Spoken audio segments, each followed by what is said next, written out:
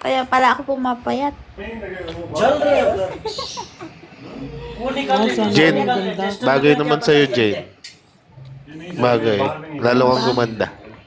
Sus, dinadaan mo na naman ako sa mga ganyan mo, Kuya Richmond. Bagay sa kanya talaga payat. Kasi tinitingnan ko yung account niya. Bagay sa kanya payat. Ate Mickey, Nakapa- si Ate Mickey din, nakasilip ako pumapayat kasi palagi. wala nag-aalagang tama. Ay, yung tennis. Nice kiss ako dun sa huli kong love light. Buisit, yawa yun. Ganda. Pero okay lang. Nakamove on na ako sa buwan na. Ah, parang Ganda ano nga, yan? Parang nasa ano kanyan? Nasa pinakataas. Anong tawag doon? Yung sa pinakataas? Anong tawag doon? Hindi mo rooftop tawag. Ah, hindi, ano, rooftop. Langit. Pag pinakataas, langit na yun. Sa front. Ulo. Hindi, may tawag sila doon sa pinakataas. Deck.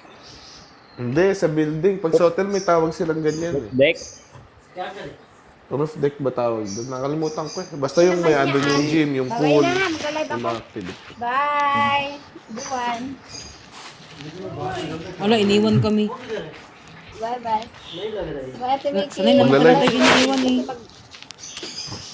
Magla-live siya, tapos tayo rin yung guest niya. Ano yan? Magti-tiktok yan. Nakabihis kasi eh. Magla-record Tapos muna siya. magla-live. Nakaayos eh. Kaya na, balik siya sa higaan niya. Sarap ng buhay. Kagabi ko pa talaga to damit at DJ. Kagabi ko pa talaga So, ibig sabihin, hindi ka pa naliligo. Hindi Ano pa ka pa naligo. naliligo? Natural! Ba't ako maliligo ang aga-aga pa? May trabaho pa. O, ba't nagagalit ka?